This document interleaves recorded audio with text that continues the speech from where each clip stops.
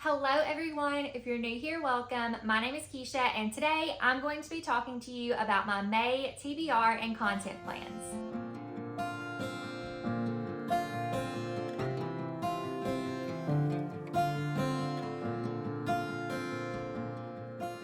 So this was not intentional by any means, but somehow May has become the month of buddy reads and book club picks. Almost every book on my TBR this month is a buddy read or something that I'm going to be reading for a book club. So again, I don't really know how that happened, but most of these I'm going to be reading with friends. But that is also a really fun thing to think about because even though it does kind of put the pressure on me to make sure I read these books, it also allows me to be able to chat with my friends about them as we read them along together. So that's going to be super fun too. But without further ado, let's just go ahead and jump into what books I'm going to be reading this month.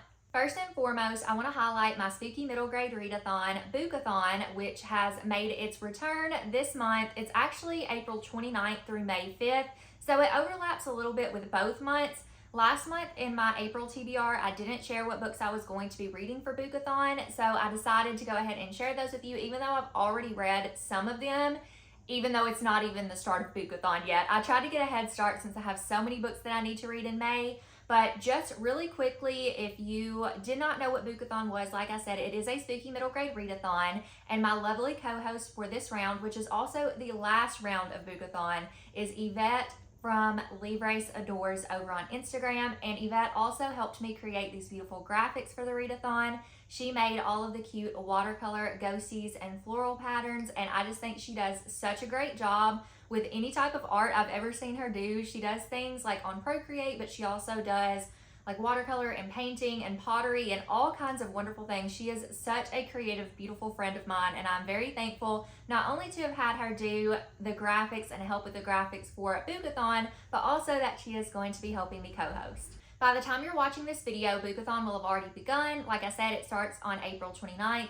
We had reading sprints this past Monday, but we also have reading sprints this coming Friday. So even if you're not participating in the readathon, if you are interested in some reading sprints this Friday, they will be over on my channel at 7 p.m. Central Standard Time. We do have a group read for the readathon, and that is The Edge of In-Between by Lorelei Savaryn. I have already read this one before, and I gave it 4 stars, so this will be a reread for me, and I just felt like, especially with this cover, it was the perfect book for spring, especially because it is also a Secret Garden reimagining, which if you don't already know this about me, I love the Secret Garden. So I was very happy to have found a spooky middle grade that is reminiscent of that. Just in short, to not give too much away, I'll just tell you that this is a stunning portrait of love and loss, magic and hope. This is a true celebration of the strength that we all possess to overcome tragedy and the gifts that make life worth living. So if this sounds interesting and you haven't already picked it up, maybe you can join us and join the book discussion this Sunday at 7 p.m. Central Standard Time over on my channel as we talk about The Edge of In-Between. There are also some reading prompts and photo prompts for this readathon. There are 3 of each. The photo prompts are just to post a picture of your TBR, Book and Brew, which is to post a picture of either like your current read or just a spooky middle grade book with whatever brew of your choice, like coffee or tea or anything like that. And then the third prompt is Sheet Ghost, because sheet ghosts have become kind of our thing with Bookathon, where we just share pictures or reels of us in sheets. So do a creative, springy or not springy sheet ghost picture. Now for the reading prompts. The first one is to read a book with a plant on the cover, and for that I have chosen Finch House by Ciera Burch. Now you might say I'm cheating, but I'm not. There is a tree on the cover, and that counts as a plant, so it's fine. I have already read this one, but this one was a part of my TBR, and it's a story that I feel like is really reminiscent of Encanto and Coraline. So if you like that movie or that book or movie, then I definitely think you should check this one out. It deals with themes of being afraid of change, and it also has a little bit of like familial ties in here as well. So if any of that piques your interest, definitely check this one out. There is a spooky home and this girl that loses her pop, and they just kind of get lost in Finch House. So read more to find out what happens. I don't want to say too much because this is a short one. The next prompt is a book with the letters B-O-O in the title. Now that doesn't have to be in that order to spell boo. You just have to have the words B, O, and O in the title.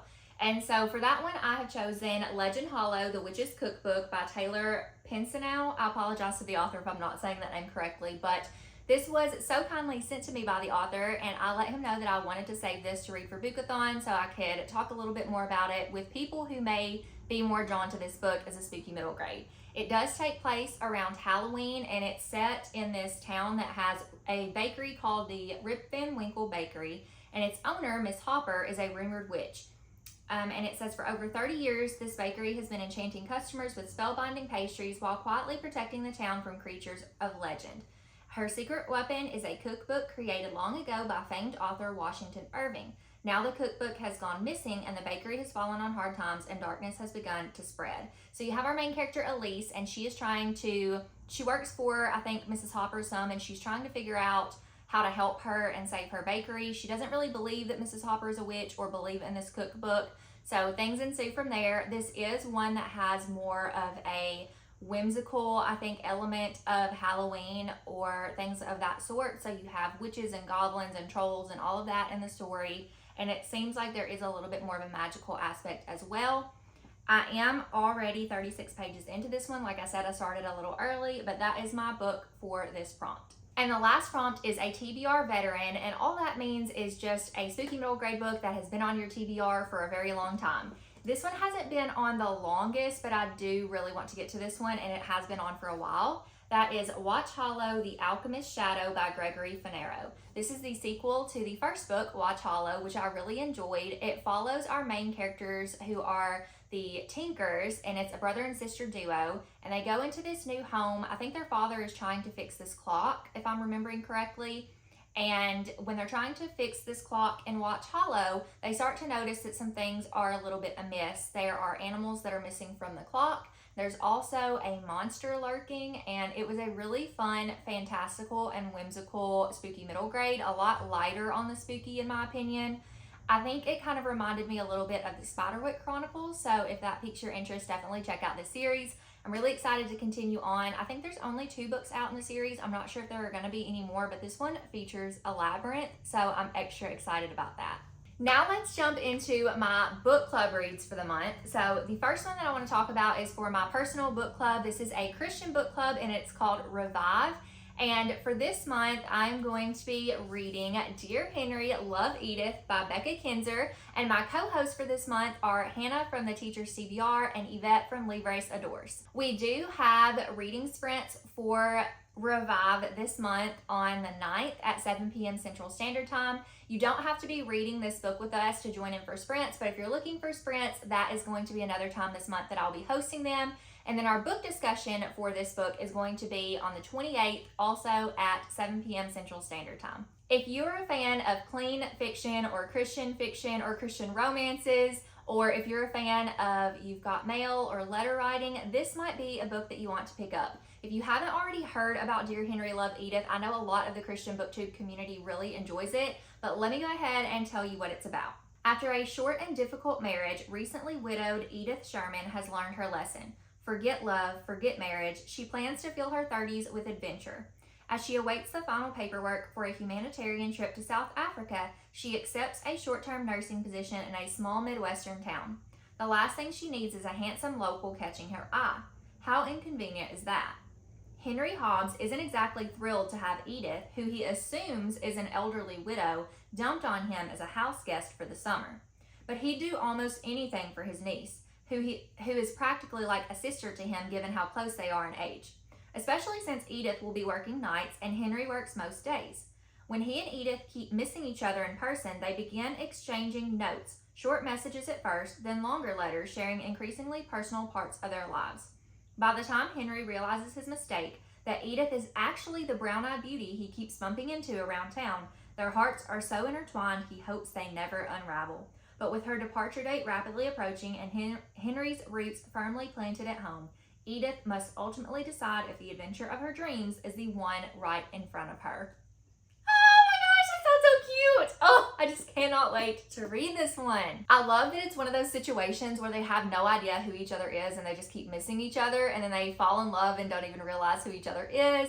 and I love the letter writing aspect, so I'm really hoping to love this one. I hope that you all join us as we read this month, or even if you've already read it, I hope you can join in for the discussion. And my next book club pick is going to be for Krista from Books and Jams. It's not really a book club, I guess, but it's like this little Christian read-along that she's doing this year. So she's doing it every couple months. And in May, she's going to be doing it with The Hiding Place by Corrie ten Boom. This book has been on my TBR for ages. I feel like from the moment I heard about it when I was like a new Christian, I just knew that I had to read Corrie ten Boom's story.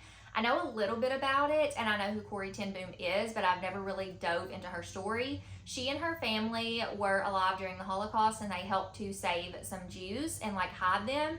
But I don't really know a lot more about it than that, just that her testimony is incredible. And so I'm really excited to read this one and have Krista and some other friends to chat with about it. And the last book club pick for this month might come as a surprise to some of you.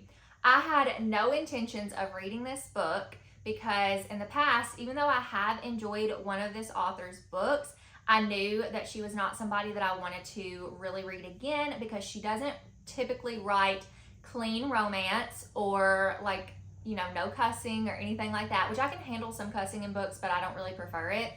But my friend Jordan recently read this book, and a couple other friends have let me know that this is the cleanest of this author's books and that there's only one scene, it's in one chapter, it's skippable, and this is probably her cleanest book she's ever written.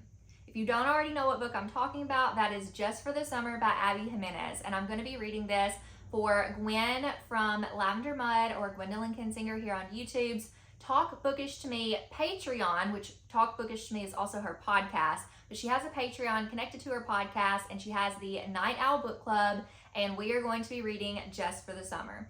I'm going into this book completely blind. I don't know a ton about it. I have heard some things here and there, but I can't really remember what it's about. You all probably already know because it is quite literally blowing up BookTube and Bookstagram, so I'm not going to go into the synopsis, but I know that there are elements in this story that I feel like I have a good chance of empathizing with, especially with the main character. So I'm going to give this one a go, and I will let you all know what I think at the end of the month. Now we're going to jump into my buddy reads for the month, and the first one I want to talk about is probably the one I'm most excited about at the current moment, and it's because I just finished the first book in this series, and that is the Remnant Chronicles series, and I'm on book 2, The Heart of Betrayal, and this is by Mary E. Pearson. So I read The Kiss of Deception last month with Yvette from Lee Grace Adores and Caitlin from Pride and Paperback, and I absolutely loved it. I'm just saying. So if for some reason you have not read this backlist fantasy series, it is YA. It's also clean or closed door, whatever. It's still clean. If you're interested, you should definitely pick it up. I'm going to be reading The Heart of Betrayal this month, but this series, and I'm also reading it with Yvette and Caitlin still. But this is following our main character, Leah, and in the first book, she is escaping an arranged marriage. She runs away from home with Pauline, who is one of her servants, and she runs away to this small town where she's kind of like masking as a waitress, and she runs into 2 men there, and she's kind of getting to know them. What she doesn't know is one man is an assassin sent to kill her, and the other is the prince that she ran away from the arranged marriage to. But you don't know which one is which. She doesn't know which one is which, and you don't really find out until the end. So it is a really fun, like, kind of slower paced, I don't know if I'd call it slow paced. It's a bingeable book. Like, I read it super fast, but it is a little bit more of a slower paced fantasy. There's not a lot of action going on in it, but it's a really, really good one, and there is a little bit of a magic system in there that starts to be uncovered in the first book, but I assume is probably going to be talked about more in this one and the next. But I absolutely love the first book. I gave it 5 stars, and I'm very excited to continue with Leah and these characters. The next buddy read is going to be one that I'm doing with Hannah from The Teacher's TBR and Keely from Vampire Keely, and we are going to be reading Better Than the Movies by Lynn Painter. I have heard great things about this author, and this will be the first book that I have picked up by her, and this just sounds so cute because it is all about rom-coms. So I don't really remember what this one is about. The only thing I know, like I said, is it's kind of like a love letter to rom-coms, and I think the main character and the main guy or the love interest, they're like enemies to lovers, and there's also like a prom scene in here. I don't really know anything else about it other than that. I kind of want to go in blind, but I know this is a popular one, so there's a chance you may know. But if anything I've said sounds interesting, definitely look it up. But I'm also excited because me and Hannah and Keely are actually going to be doing some themed reading sprints, like kind of rom-com movie theater night reading sprints on Hannah's channel, and those are going to be on the 17th, which is a Friday night at 7 p.m. Central Standard Time. Again, obviously you don't have to be reading this book. We're just having reading sprints on Hannah's channel, but if you want to pop over there on the 17th, then you can sprint with us. Then I'm going to be doing a buddy read with my friend Gwen, which we have buddy reads so very few and far between. So I'm really excited to be reading this with her. We are going to be reading Burntown by Jennifer McMahon. Now, I have had a pretty good relationship with Jennifer McMahon in the past. However, my reading taste has changed a lot over time. I have read, let's see, what have I read by her? The Winter People, which has been my favorite of hers. The Invited, The Night Sister, and The Children on the Hill. And I've really enjoyed all of those books. I love how she writes atmospheric stories. She is a ghost story writer, so keep that in mind. She does write paranormal, and they're very spooky books. So again, I'm not really sure that she's somebody that I want to continue reading, but I've heard that this is more of a thriller. So I have had a good history with Jennifer McMahon stories. She writes a little bit of like historical horror, but not like super historical. It's not like historical fiction. It's more along the lines of you have two timelines and you go back and forth, and so it feels a little historical in that way. But this one, like I said, feels a little bit more like a thriller, so I'm hoping that I will still be able to enjoy it. It's the last book of hers that I own that I need to get to. I'm not going to read her newest book because I've heard that there's a little bit of like possession in that one potentially, and that is not something that I want to read. So now Gwen, on the other hand, I think she DNF'd. She either DNF'd or did not like The Winter People, and she tried it twice, I'm pretty sure. So we got some beef there because that was a really good book and she just didn't like it. But it's okay, Gwen. I still love you. Anyways, we're going to try this one out. I don't really remember what it's about, so I'll go ahead and read the synopsis. It says, on the surface, Ashford, Vermont seems like a quaint New England college town. But to those who live among the shadowy remains of its abandoned mills and factories, and beneath its towering steel bridges, it's known as Burntown. Eva Sandusky, who goes by the name Nico on the street, has been a part of Burntown's underworld for years.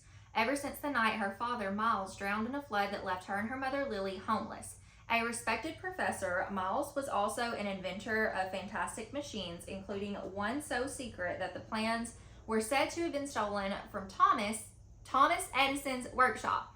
According to Lily, this machine got Miles murdered. Nico has always written off this claim as the fevered imaginings of a woman consumed by grief. But when Lily also dies under mysterious circumstances and Nico's boyfriend is murdered, she's convinced her mother was telling the truth. Now on the run from a man called Snake Eyes, Nico must rely on other Burntown outsiders to survive. As the lives of these misfits intersect and as the killer from the Sandusky family's past draws ever closer, a story of edge-of-your-seat suspense begins to unfurl with classic Jennifer McMahon twists and surprises. That definitely sounds more like a thriller or a murder mystery, so I'm down for that. Hopefully it won't be paranormal because I kind of don't really want to read a lot of paranormal anymore unless it's like really, really light. So hopefully this will be a good one for me and Gwen to buddy read. And this isn't really the last book, but the last book that I'm counting for like a buddy read, I'm saying that I'm buddy reading with Jesus, okay? Because look, I'm not really buddy reading this with anybody, but everything else seems to be a buddy read. So I was like, you know what? I'm buddy reading with the Lord because we're going to read this together. He's going to teach me through it, so it's going to be a good time. So this month, I'm going to try to read the book of Ruth in the Bible. I have read this before, but it has been a long time. And the reason I wanted to do it is because I've had this Bible study by the Daily Grace Company called Ruth Fields of Grace for so long, and I have a few of their studies, and I just need to get through them. I have always enjoyed the Daily Grace Company studies. Some of them are a little bit deeper than others, but I like to have some meat to my studies. But one thing I love about their studies is that they are really aesthetically pleasing. They also have little places where you can like journal or answer questions and do like little reflections. So I think this is a 2-week study, so I'm going to try to do this as I read through the book of Ruth.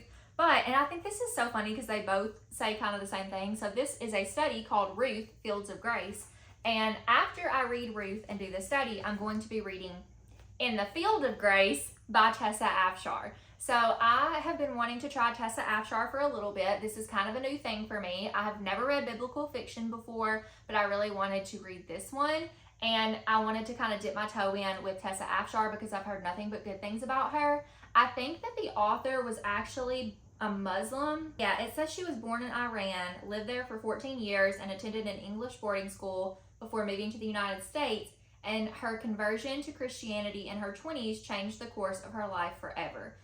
So yeah, now she is writing Christian biblical fiction, and I'm really excited to read this story. So the back basically tells you the story of Ruth, because that's what the book is about, just in biblical fiction format.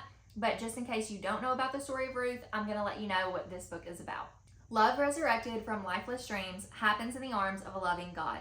Without wealth or family, the widow Ruth left her people and followed Naomi, her beloved Hebrew mother-in-law, to rebuild Naomi's home in Israel. Provisions gone and starvation at the door, Ruth used all that she had left, a strong back and a willing heart, to gather grain in a field abandoned after harvest.